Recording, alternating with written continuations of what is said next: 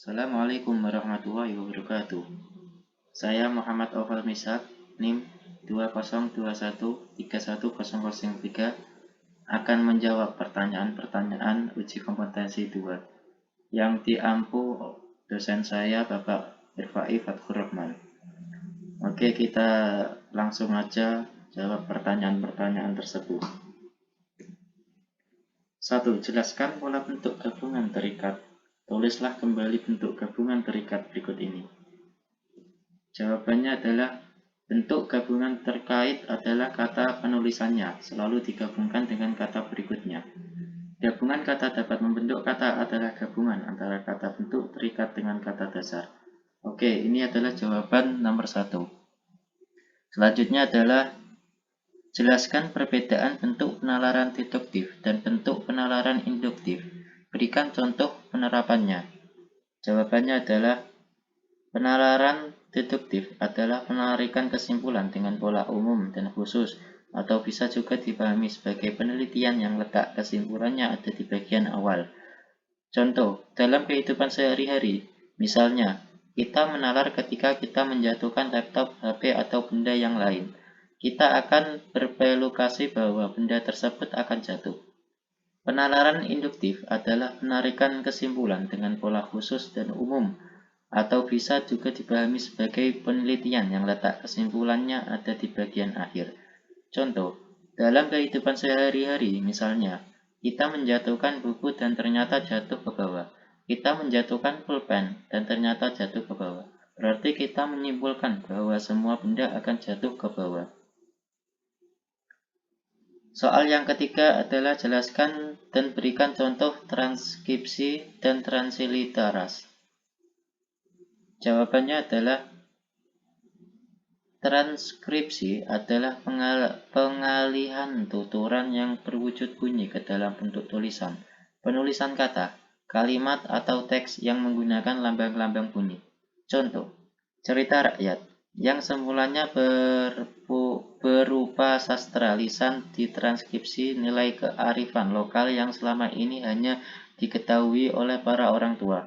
Generasi muda sebagai pewaris budaya dapat mempelajari nilai-nilai kearifan lokal tersebut dengan membaca hasil transkripsi cerita-cerita rakyat tersebut.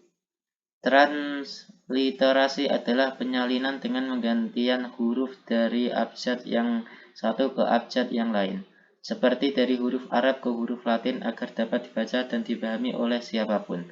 Contoh, Arab ba atau ba dilambangkan dengan huruf Latin, ba, B dibaca B.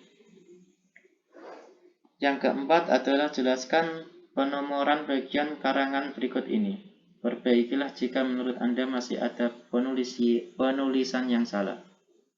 Oke, jawabannya keempat adalah ini ya teman-teman, jawabannya. Selanjutnya, soal nomor 5, jelaskan cara penulisan gelar akademik yang benar. Kemudian jawab soal berikut ini. Jika masih salah penulisannya, segera diperbaiki. Oke, langsung kita jawab. Setiap gelar ditulis dengan tanda titik sebagai antara antar huruf pada singkatan gelar yang dimaksud. Gelar ditulis di belakang nama orang, antara nama orang dan gelar yang disandingnya.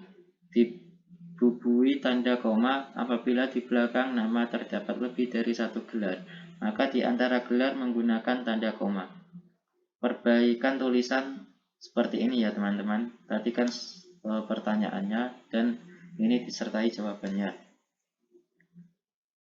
Soal yang keenam, jelaskan penggunaan tanda elipsis, tanda siku, dan tanda kurung. Berikan contoh penggunaan tanda tersebut dalam kalimat. Oke, langsung jawabannya. Jawaban yang keenam adalah tanda baca elipsis. Biasa digunakan untuk A. Penulisan kalimat yang terputus-putus. Tanda elipsis ditulis dengan cara titik, spasi, titik, spasi, titik. Tanda ini dipakai dalam kalimat yang terputus-putus. Contoh, aku juga tidak habis pikir dengan kejadian itu. Yang ke B adalah penunjukan ada bagian naskah yang dihilangkan. Tanda elipsis dipakai juga untuk menunjukkan kalau di sebuah kalimat ada bagian yang dihilangkan. Contoh, hal yang patut dihindari, serta menjadi bagian yang cukup besar dalam teknik membuat website. Tanda biasa digunakan untuk menggapit keterangan. Dipakai untuk menggapit keterangan yang ada di kalimat penjelas. Yang sebelumnya kalimat penjelas ini sudah bertanda kurung. Contoh, persamaan dari metode pengajaran itu, perbedaannya lihat halaman 33 sampai 45 cukup signifikan, memberikan output yang kurang lebih sama dengan tujuan awal. Yang kedua, menggapit huruf, kata, atau kelompok. Tanda kurung siku ini biasa dipakai dalam hal mengoreksian kalimat yang ditulis oleh orang lain. Tanda ini menyatakan bahwa ada kesalahan atau kekurangan huruf pada naskah aslinya. Contoh, para pemuda juga harus berperan dalam pemberdayaan masyarakat di lingkungan sekitar tempat mereka tinggal. Soal yang ketujuh, jelaskan 3 cara penalaran induktif meliputi generalisasi, analog, dan hubungan sebab akibat dalam kurung kausal. Silahkan jelaskan satu persatu disertai contoh. Jawabannya adalah A. Generalisasi. Proses penalaran berdasarkan pengamatan atas sejumlah gejala dengan sifat-sifat tertentu mengenai semua atau sebagian dari gejala serupa. Dari sejumlah fakta atau gejala khusus yang diamati ditarik kesimpulan umum tentang sebagian atau seluruh gejala yang diamati itu. Di dalam pengembangan karangan, generalisasi perlu ditunjang atau dibuktikan dengan fakta-fakta, contoh-contoh, data statistik, dan sebagainya, dan merupakan spesifikasi atau ciri khusus sebagai penjelasan lebih lanjut. Contoh, murid laki-laki itu pergi ke sekolah. Dia memakai seragam sekolah. Murid perempuan itu pergi ke sekolah. Dia memakai seragam sekolah. Generalisasi, semua murid yang pergi ke sekolah memakai seragam sekolah. Yang ke B, analogi, adalah penalaran dengan cara membandingkan dua hal banyak mengundang persamaan. Contoh, kalau Anda gemar tanaman hias, tentu Anda mengenal dengan baik cara menanam dan merawatnya dalam taman. Pada dasarnya, proses merawat taman sama dengan merawat anak dalam keluarga. Keduanya sama-sama memerlukan keterampilan dan perhatian khusus pada tanaman. Diperlukan keterampilan mengelola tanah dan memberi pupuk, seperti memberi perhatian khusus, yaitu menyirami tepat waktu agar kelak memberi hasil yang memuaskan. Begitu pula dengan merawat anak. Pada anak diperlukan keterampilan memberikan makanan yang bergizi, membentukkan kepribadian serta perhatian khusus, yaitu memberi kasih sayang agar kelak anak tumbuh dengan sehat, cerdas, bermoral baik. Yang ke C, sebab akibat dalam kurung kausalitas. Proses penalaran yang diperoleh dari gejala-gejala yang saling berhubungan. Hubungan kausal ada 3 jenis, yaitu sebab, akibat. Sebab atau akibat ini berpola A menyebabkan B. Yang kedua, akibat atau sebab.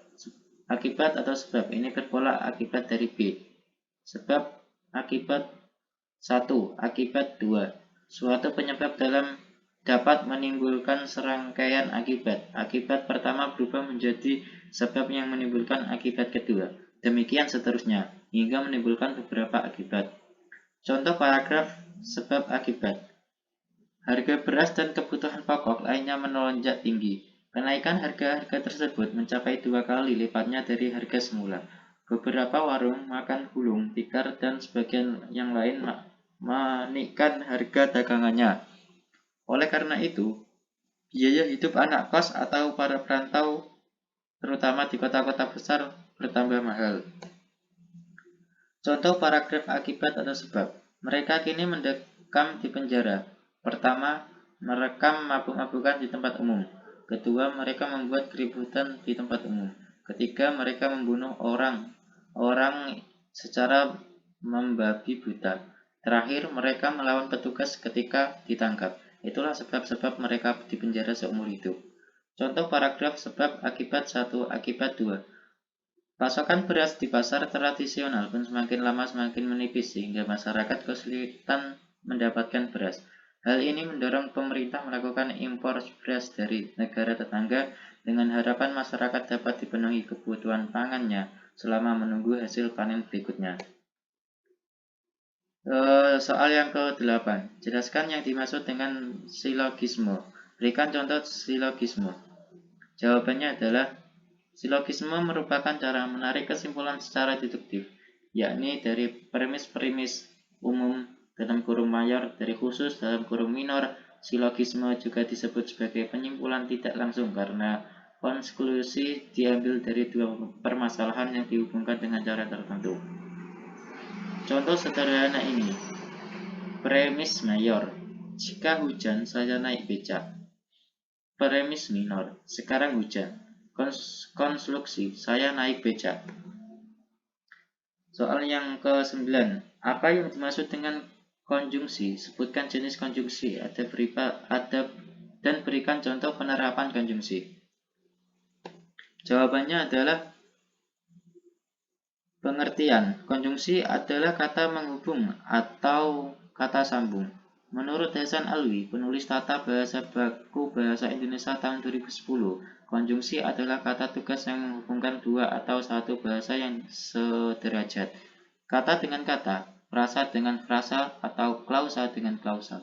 Adanya konjungsi akan membuat suatu kalimat dapat dipahami dan dimengerti sepenuhnya, ibarat rantai yang berhubungan satu dengan lainnya hingga menyatu.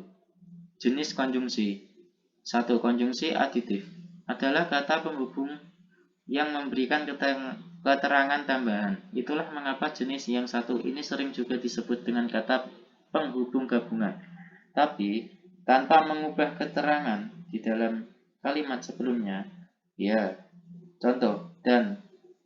Bahkan, selain itu, dan serta. Contoh kalimat, Surya bermain di lapangan dan Melati pergi ke perpustakaan. Konjungsi adventasif, yaitu kata penghubung yang menghubungkan kedua gagasan yang berlawanan atau menyatakan kontras. Contoh, namun, meskipun, tetapi, dan melainkan. Contoh, kalimat, Rita tetap berangkat ke sekolah meskipun kakinya terasa sakit. Yang ketiga, konjungsi klausa. Klasifikasi kata penghubung yang satu ini memiliki fungsi untuk menghubungkan dua gagasan yang memiliki hubungan sebab akibat. Contoh, jadi, karena, sebab, dan sehingga. Contoh kalimat, hari ini Lisa tidak masuk sekolah karena semalam dia begadang. Yang keempat, konjungsi temporal. Berfungsi untuk menyatakan waktu atau suatu hubungan kronologi yang ada atau terjadi di dalam teks serta terdapat suatu hasil. Intinya ingat, kata temporal yang berarti waktu. Jadi, contohnya adalah kata penghubung yang menyatakan waktu. Contoh, kemudian, lalu, setelahnya, dan sebelumnya. Contoh kalimat, Ross mengerjakan PR kemudian dia membantu ayah menanam pohon mangga di pekarangan rumah. Soal yang ke-10 adalah wacana berbagi menjadi 5, yaitu wacana narasi, deskripsi, eksposisi, argumentasi, persuasi, dan jelaskan ciri dan perbedaan tiap wacana tersebut, serta berikan contohnya. Jawabannya adalah 1. Wacana narasi merupakan jenis wacana yang berisi berita. Wacana ini menceritakan sebuah kejadian secara berurutan berdasarkan waktu kejadian. Bisa juga tidak berurutan tapi alurnya ke sana kemari. Narasi dibangun oleh sebuah alur cerita. Alur ini tidak akan menarik jika tidak ada konflik. Selain alur cerita, konflik dan susunan kronologis, ciri-ciri narasi lebih lengkap lagi diungkapkan oleh Atar Semi tahun 2003 halaman 31 sebagai berikut. Yang ke-1 berupa cerita tentang peristiwa atau pengalaman penulis. Yang kedua, kejadian atau peristiwa yang disampaikan berupa peristiwa yang benar-benar terjadi. Dapat berupa semata-mata imajinasi atau gabungan keduanya.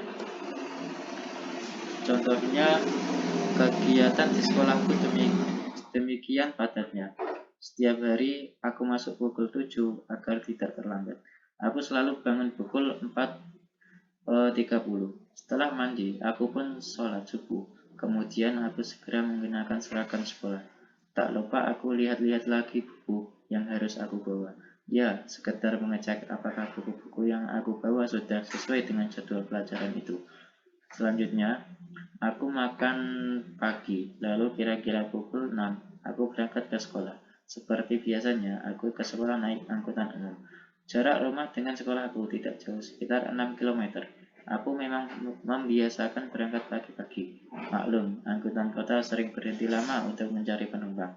Jika aku berangkat agak siang, wah bisa terlambat sampai di sekolah. Di sekolah, aku belajar selama kurang lebih 6 jam. Jam pelajaran terakhir, pukul 12:45. Itu untuk hari-hari biasa. Hari Rabu aku pulang pukul 14:30 karena mengikuti kegiatan ekstrakurikuler dulu. Khusus hari Jumat aku bisa pulang lebih awal yaitu pukul 11. Wacana deskripsi. Jenis wacana yang ditunjukkan kepada penerima pesan agar dapat membentuk suatu citra atau imajinasi tentang suatu hal.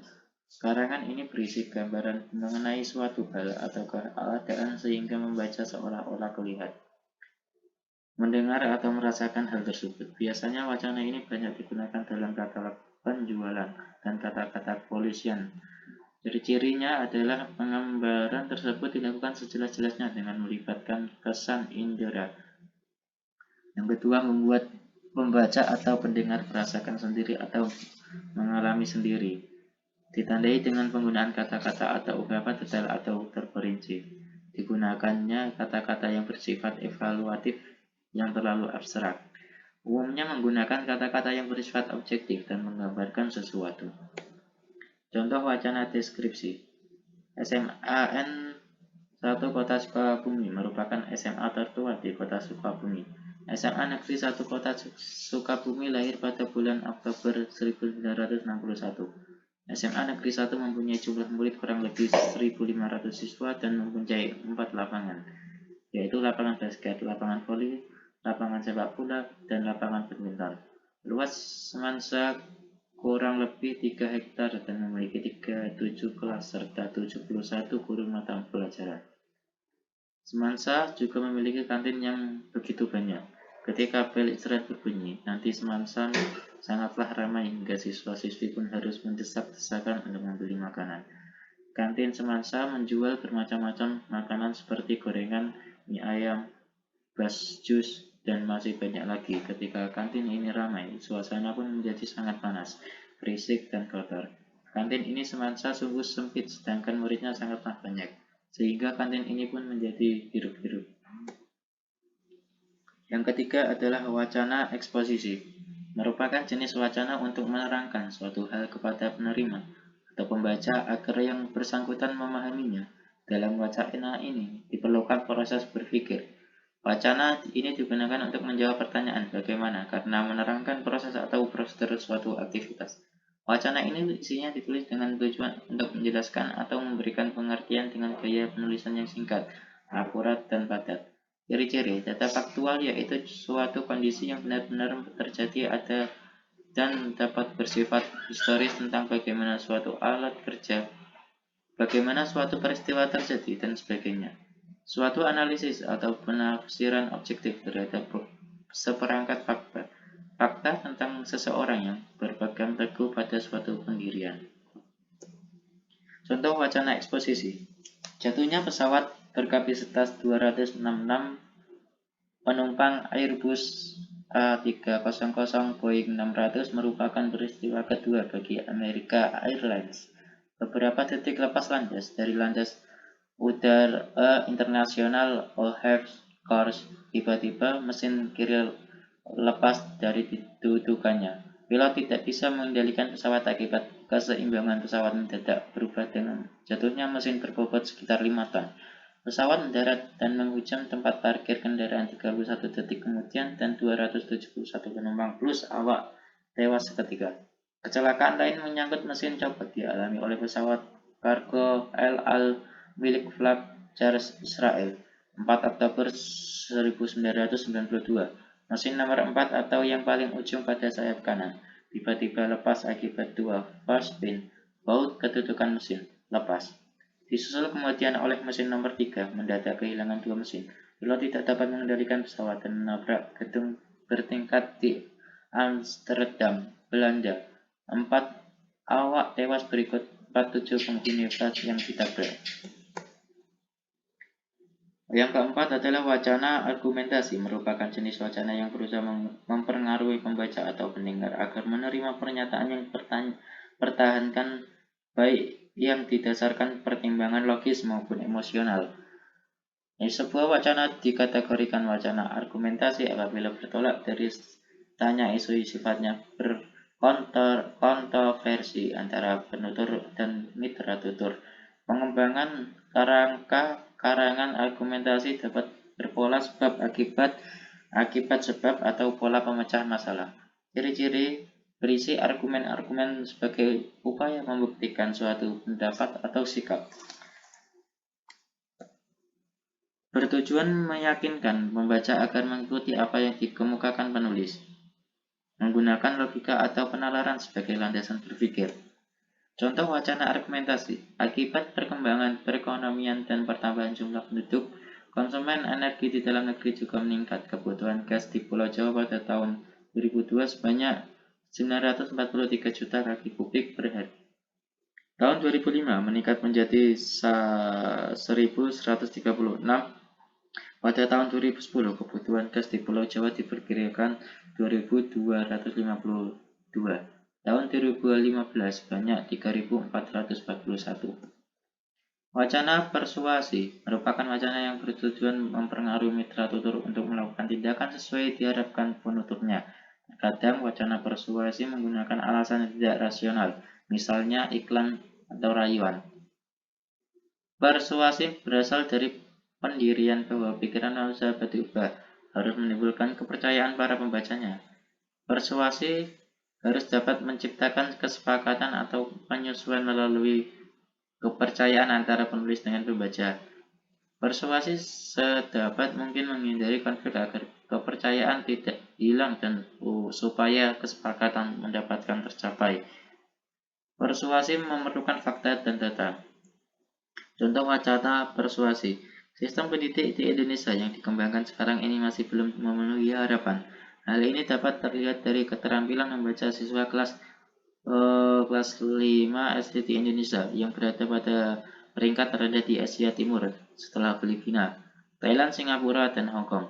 Selain itu, berdasarkan penelitian, rata-rata nilai tes siswa SD kelas 5 untuk mata pelajaran bahasa Indonesia, matematika, dan IPA dari tahun ke tahun semakin menurun.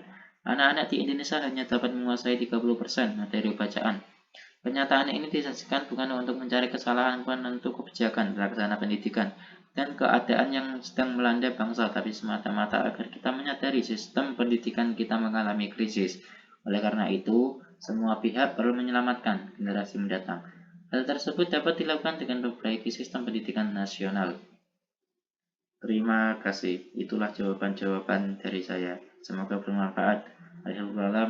Wassalamualaikum warahmatullahi wabarakatuh.